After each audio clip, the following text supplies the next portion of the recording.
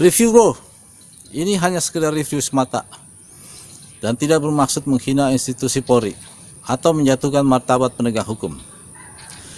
Itu semua jauh dari pemikiran kami. Justru kami sangat peduli dan cinta dengan institusi Polri.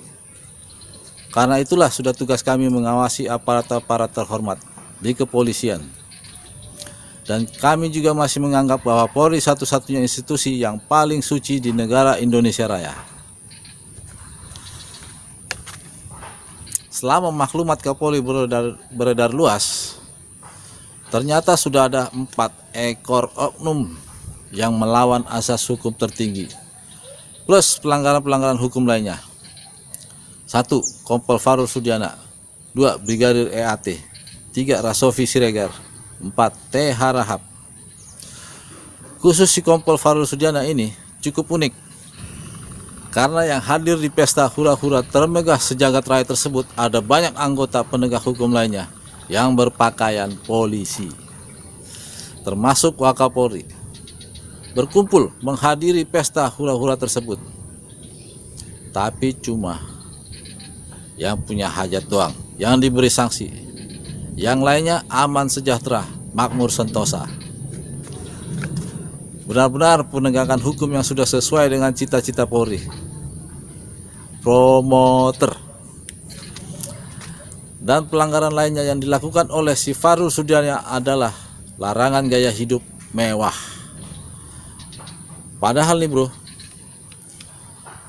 larangan foya-foya hidup mewah yang dikeluarkan oleh Mr. Idam Aziz masih baru diterbitkan pada tanggal 15 November 2019. Dan larangan gaya hidup seperti selebritis itu inklusif, khusus bagi anggota Polri saja. Baru 4 bulan larangan meniru gaya-gaya pesohor Hollywood. Baru 4 bulan bro, sudah dilupain begitu aja. Cepet banget ya. Anehnya lagi nih bro, ada dua pelanggaran yang dilakukan oleh si Farul Sudiana. 1. Mengumpulkan kerumunan massa. 2. Gaya hidup mewah. Tapi yang diterima si Farul Sudiana hanyalah 1, yaitu sanksi. Sanksi mutasi ke Mapolda Metro Jaya. Tapi nih bro, kalau masyarakat lupa bayar pajak kendaraan, berapa sangsikah yang akan kita terima? Pasti 2 sanksi bukan? 1. Sanksi denda pajak, dan 2. Ditilang. Ya, itulah perbedaan aparat dengan masyarakat. Semua tidak sama di mata hukum. And justice for shit. Dan perwira tinggi bintang 3 beserta kroni-kroninya tidak diusut sama sekali. Padahal sudah sangat jelas melanggar asas hukum tertinggi. Oknum kedua, Brigadir EAT, merampok minimarket dan menodong. Sudah jelas kegiatan merampok akan membuat massa berkerumun, bukan? Dan si Brigadir ini ada 3 pelanggaran yang jelas-jelas melawan hukum.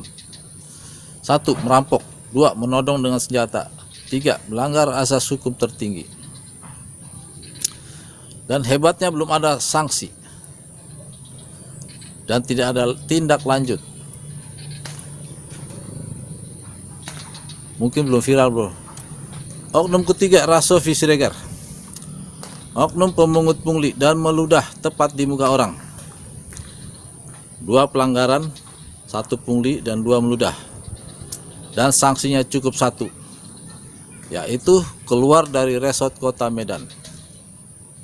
Lagi-lagi 2 pelanggaran dan 1 sanksi. Oknum keempat, T. Harahap, pemabuk, memukul supir angkot, membahayakan pengendara lain hingga membuat kerumunan massa. Dan sudah pasti kasus yang sangat konyol tersebut seperti preman pasar. Tapi tidak ada kelanjutannya. 4 pelanggaran, tapi tidak ada tindak lanjutnya. Betul-betul hebat aparat penegak hukum kita. Jadi dengan adanya aksi-aksi bodoh dari oknum-oknum tengil tersebut, kuat dugaan malah memperpanjang bencana COVID-19. Dan tentunya membuat semua warga negara Indonesia menderita, plus memperburuk ekonomi negara, serta merusak keutuhan dan kestabilan negara kita. Bagaimana tidak, bro? Menggelar pesta hura-hura termegah, merampok minimarket, meludahi muka orang, mabuk urak-urakan, dan sudah pasti itu semua memancing massa untuk berkerumun, melakukan banyak aksi kejahatan dan hanya dikenakan sanksi, dan sanksinya cuma satu doang. Sedangkan masyarakat yang kagak punya duit buat bayar pajak pasti dikenakan 2 sanksi. 1, sanksi denda pajak, dan 2, ditilang. Ya, ini hanya sekedar review, bro. Hanya kami yang mau review kebijakan-kebijakan Polri, dan kami bisa menilai bahwa maklumat Kapolri adalah gagal total karena dianggap omong doang atau omong kosong oleh oknum-oknum Polri. Walaupun begitu, kami tetap bangga dengan Polri, karena Polri adalah satu-satunya institusi yang paling suci di negara ini. Gue jadi bingung nih, bro.